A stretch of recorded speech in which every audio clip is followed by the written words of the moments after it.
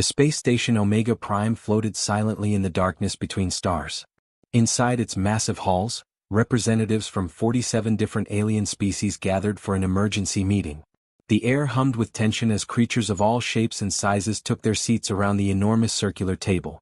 Ambassador James Chen walked into the council chamber holding his 6-year-old son Tommy's hand. He had no choice but to bring the boy today. His wife was away on a research mission, and the emergency childcare center on Earth had closed unexpectedly. James hoped his son would sit quietly and color in his activity book. The alien representatives stared at the small human child with a mixture of confusion and concern. The insect-like Valkyrie clicked their mandibles nervously. The massive rock creatures called Goroth shifted in their seats, their stone faces unreadable. None of them understood why humans would bring such a tiny, fragile being to a meeting about the most dangerous threat in the galaxy. High Commander Zhuex Tao stood at the center of the room. Her 4 arms gestured sharply as she spoke. "We are here to discuss the Drakthor problem. These creatures have destroyed 17 colonies in the past year. They cannot be reasoned with. They cannot be stopped. Until now." The lights dimmed and a holographic image appeared above the table. It showed a massive creature that looked like the ancient dragons from Earth's old stories. The beast was easily 50 feet long with scales that shimmered like black metal. Its wings could block out the sun. Its teeth were longer than a man's arm. Fire and acid dripped from its jaws in the recording. Tommy's eyes went wide with wonder. "Wow," he whispered. "It looks like the dragon from my book." His father squeezed his hand gently. "Shh, Tommy. We need to be quiet." Dr. Mira Valance, another human scientist, stood to speak. "Commander, we have studied the creature in containment. I believe there is more to understand about these beings before we decide to destroy them." "Destroy?" Zhuex voice rose sharply. "This is not a debate. The Drakthor has killed thousands. We finally captured one alive. We call it Scourge. It is being held 3 levels below us in maximum security. Tomorrow we will execute it and study its remains to find weaknesses in its species." Murmurs of agreement rippled through the chamber. Most species wanted the creature dead. They had lost too many of their own people to Drakthor attacks. Deep in the lower levels of the station, the creature called Scourge lay chained inside a containment cell. Thick metal restraints cut into its scales. Green blood pooled beneath its body. Its wings were pinned to the floor. The creature's golden eyes burned with pain and rage.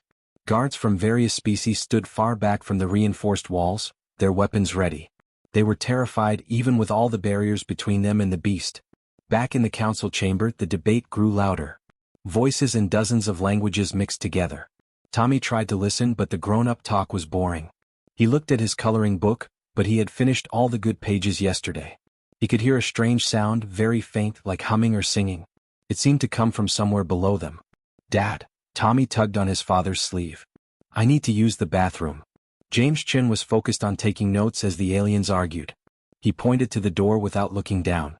"Go straight down the hall and come right back. Don't wander off." Tommy nodded and slipped away from his seat. But he did not go to the bathroom. Instead, he followed the strange humming sound that only his young ears could hear. The corridors were empty and clean, with lights that glowed softly along the walls. The sound grew stronger as he walked, pulling him forward like an invisible string. He did not know he was heading toward the most dangerous creature in the galaxy. Tommy walked through the empty corridors of the space station. The humming sound grew louder with each step. It was not a scary sound. It reminded him of when his dog Lucky whimpered at night because he was lonely. The hallway ended at a large door marked with red symbols. Tommy could not read the alien writing, but he knew it probably meant, "Do not enter." Adult humans and aliens could not open the door without special permission. But Tommy was small and curious. He noticed a vent near the floor with a loose grating. He pulled at the grating and it came free easily. The opening was tiny, but Tommy was only 6 years old and skinny. He crawled inside without thinking about whether it was allowed. The metal tunnel was cold against his hands and knees. He followed the humming sound like a puzzle he needed to solve. After crawling for several minutes, Tommy found another grating. Through the gaps he could see a massive room below. His breath caught in his throat. There, in the center of a huge containment cell, was the dragon creature from the hologram. But seeing it in person was completely different. The beast was enormous and beautiful. Its scales caught the light and shimmered with dark rainbow colors. But Tommy's smile faded when he saw the chains. Thick metal restraints wrapped around the creature's legs, wings, and neck. They were too tight. The metal cut into the scales and green blood dripped slowly onto the floor. The creature's breathing was heavy and painful. Its golden eyes were half closed. Tommy could see scratches and burns covering its body. It looked the way Lucky had looked after the bad dogs at the park had attacked him last year. Around the edges of the room, alien guards stood with their weapons pointed at the creature. They wore thick armor and kept their distance. Their bodies shook with fear. Tommy counted 6 guards from 3 different species. None of them noticed the small boy watching from above. The creature suddenly lifted its head. Its nostrils flared as it sniffed the air. Then its golden eyes locked directly onto Tommy's hiding spot. The boy froze. He should have been scared, but he was not. The creature's eyes did not look mean or angry. They looked sad and tired. Tommy waved his small hand. "Hi," he whispered. The Drakthor made a sound, low and rumbling. It was not a roar. It was softer, almost questioning. The creature tried to move toward the vent, but the chains stopped it. The restraints pulled tight and cut deeper into its scales. The beast winced in pain but kept its eyes on the small human child. One of the guards, a blue-skinned alien with 4 eyes, suddenly shouted something in his language. He had spotted Tommy in the vent. The other guards turned and began yelling too. Their voices were high and panicked. Tommy saw a maintenance hatch below him with a simple latch. Before anyone could stop him, he pushed the grating aside and dropped down into the access tunnel. He was small and quick. The tunnel led to a small door that opened into the containment chamber. "Stop. Child of Earth, stop," a guard screamed in broken English. But Tommy had already pushed through the door. He stood inside the containment cell, just 20 feet away from the deadliest creature in the galaxy. The door sealed shut behind him with a hiss. Alarms began blaring throughout the station. Red warning lights flashed. The guards backed away even further, certain they were about to watch a terrible tragedy. The Drakthor named Scourge rose to its full height despite the chains. It towered over the tiny boy like a mountain of scales and teeth. Its mouth opened, showing rows of razor-sharp fangs. Hot breath washed over Tommy like wind from a furnace. The child looked up and smiled. The alarms screamed through every level of Omega Prime. In the council chamber, Ambassador Chen's face went white when a guard burst through the doors shouting that his son was inside the containment cell with the Drakthor. "No, no, no," James whispered as he ran toward the elevators. Other representatives followed, some out of concern, others wanting to witness what they believed would be a tragedy. On the security monitors throughout the station, everyone could see the same image. A tiny human boy standing in front of a massive alien dragon. The guards outside the cell had their weapons raised but did not dare fire. Any shot that missed could hit the child. Inside the cell, Tommy took a step forward. The creature watched him with its glowing golden eyes. Its nostrils flared with each breath, and smoke curled from the edges of its mouth. "You are really big," Tommy said in his small voice. "But you are hurt. I can see it." The Drakthor tilted its enormous head to one side, the same way Lucky did when Tommy talked to him. The creature's breathing slowed slightly. It was listening. Tommy walked closer, his shoes making soft sounds on the metal floor. The guards outside pressed against the walls, too terrified to move.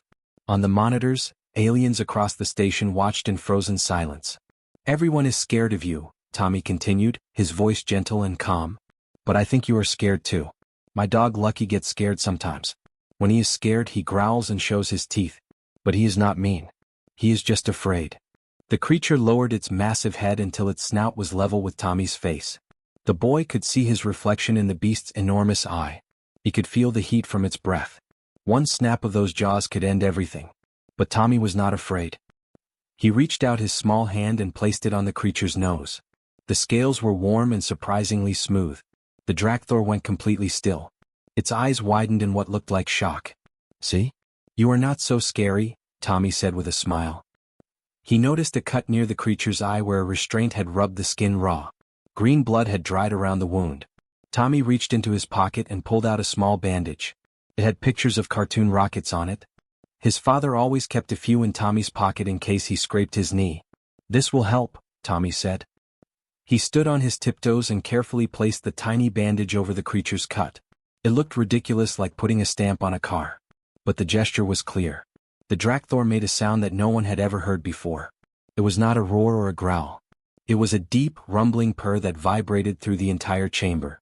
The creature closed its eyes as Tommy's small hand continued to pet its nose. Tommy giggled. "You like that, do not you? You are just a big puppy." Then, without thinking, without fear, Tommy did something that would change the entire galaxy. He leaned forward and kissed the creature's nose, right on the tip where his hand had been resting. It was a simple kiss, the kind he gave Lucky every night before bed. The moment froze in time. Dozens of cameras captured it from every angle. The kiss of a human child on the nose of the galaxy's most feared predator. The Drakthor opened its eyes slowly. They were no longer filled with rage or pain. They were soft and warm, like the eyes of an animal that had finally found a friend. A single tear, glowing and golden, rolled down the creature's massive face. In the council chamber, High Commander Tal stared at the screen with her mouth open. Dr. Valance had tears streaming down her face. Every alien representative stood in absolute silence. The impossible had just happened. Ambassador Chin burst through the containment-level doors with a crowd of aliens behind him. Guards stepped aside as he approached the viewing window. What he saw made his heart stop and then restart with hope. His son Tommy sat cross-legged on the floor. The massive Drakthor had curled its body around the boy like a protective wall. The creature's wings created a shelter over Tommy, but not like a cage. It was gentle, careful, like a mother bird protecting an egg. "Tommy," James called out carefully. "Son, can you hear me?" Tommy looked up and waved. "Hi, Dad. This is Scourge. He is nice. Can we keep him?" The Drakthor lifted its head and looked directly at Ambassador Chin. There was no aggression in its eyes. Only something that looked almost like pleading. Dr. Valance pushed through the crowd with her scanning equipment. Her hands shook as she read the data flowing across her screen. "This cannot be right," she whispered. Then louder, "Commander Zuextel, you need to see this." The insect commander moved closer, her weapons still ready. "What is it?" "The Drakthor is broadcasting," Dr. Valance explained, her voice filled with excitement and shame. "It has been broadcasting this entire time. A distress signal on a frequency so low that most species cannot hear it. But human children, their hearing range is different." Tommy heard it. He followed it here. High Commander Zuextal's mandibles clicked rapidly. "A distress signal? That makes no sense. These creatures attack without warning." "No," Dr. Valance said firmly, turning her screen to show everyone. "Look at the neural patterns. The Drakthor are empathic. They feel emotions from other beings and mirror them back. Every species that encountered them came with fear and weapons. The Drakthor responded to that fear with aggression because that is what they felt from us." The crowd murmured in confusion and disbelief. Dr. Valance continued, her words coming faster now. "We taught them to be monsters. We made them into what we feared. But Tommy, he approached with love and curiosity. No fear. No weapons. Just kindness." Inside the cell, Tommy was talking to Scourge like the creature could understand every word. And perhaps it could. The Drakthor made soft rumbling sounds in response, its tail swishing gently back and forth. Dr. Valance adjusted her equipment, connecting it to the containment systems. Static filled the air, and then something remarkable happened. A voice, deep and ancient, came through the speakers. It was not speaking in words exactly, but somehow everyone understood. "Pain. Loneliness, they took, my family." The translated neural patterns sent chills through every being in the room. Scourge was communicating. More images flooded the screens. Memories from the creature's mind. A nest among asteroids. Young Drakthor, smaller versions with brighter scales, playing in the starlight. Then ships arriving. Mining vessels. Explosions. The young ones scattered or killed. Scourge fighting desperately to protect them. Defended, tried to save them, all gone now. Commander Zuextal stepped back, her forearms dropping to her sides. "We attacked a parent defending its children." "Not just we," Dr. Valance said quietly. "My records show 17 encounters across multiple species. In 16 of them our side fired first. We saw monsters and created them." Ambassador Chin made a decision. He signaled the guards to open the containment door. Aliens gasped and reached for weapons, but he held up his hand. No more guns. No more fear. He walked slowly into the cell. The Drakthor watched him approach but did not move from its protective position around Tommy. James knelt down beside his son. "You were right, Tommy," he said softly. "Scourge is not a monster. We just did not understand." James reached out his hand, following his son's example. He placed his palm on the creature's scales. Scourge leaned into the touch, that strange purring sound returning. Dr. Valance spoke to the watching crowd. "We have been fighting a war that never needed to happen. These creatures wanted only to be left in peace." The emergency council meeting reconvened 3 hours later. This time, Tommy Chin sat at the main table in a chair specially adjusted for his size. The alien representatives who had once been horrified by a child's presence now treated him with deep respect. He was the first being in galactic history to make peaceful contact with a Drakthor. High Commander Zwex Tal stood before the assembly. Her voice was quieter than before, humbled. We face a choice. We can continue as we have, treating the Drakthor as enemies. Or we can try something different. Ambassador Chin rose to speak. I propose that humanity take responsibility for the Drakthor. We have something unique among the species here. We make friends easily. On Earth we took wolves and made them into dogs. We befriended cats, horses, birds, even creatures that could kill us. We see a lonely animal and we want to help it. A tall, thin alien with purple skin spoke up. You would trust these dangerous creatures? They have destroyed colonies. They were protecting themselves, Dr. Valance answered. We scared them first. Every time. What if we approached them the way Tommy did? With open hearts instead of weapons. Tommy raised his hand like he was in school. When Zwex Tal nodded to him, he spoke in his small, clear voice. Scourge just needed a friend. Maybe all of them do. My teacher says that hurt people hurt people. Maybe hurt dragons hurt people too. The simple wisdom from a 6-year-old child silenced the room. A vote was called. It was close, but the decision was made. Scourge would be released into human custody on a sanctuary planet. If the experiment worked, they would try to make peace with other Drakthor. 3 months later, the entire galaxy watched as the test program exceeded every hope. Scourge bonded deeply with Tommy's family. More humans, especially children, began making contact with other Drakthor. Each encounter started the same way. Approach slowly, speak gently, show no fear, offer friendship. The Drakthor responded with loyalty and protection. They were not pets or slaves. They were partners. Their intelligence became clear once they were not trapped in cycles of fear and violence. They could navigate through space naturally. They could sense danger before it arrived. They became guardians for human colonies, protectors rather than destroyers. Other alien species watched in amazement and envy.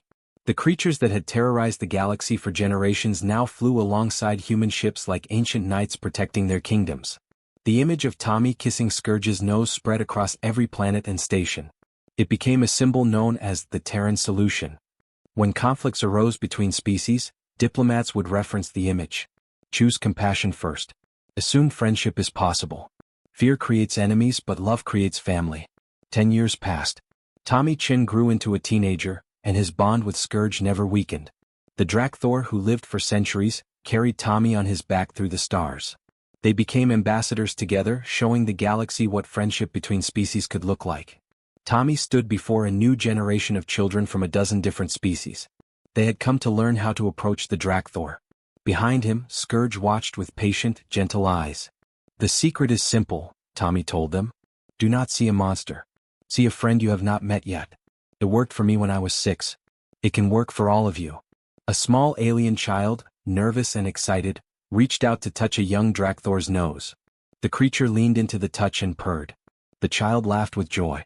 Scourge rumbled softly, a sound of contentment. He lowered his head, and Tommy kissed his nose just like he had done years ago in that containment cell.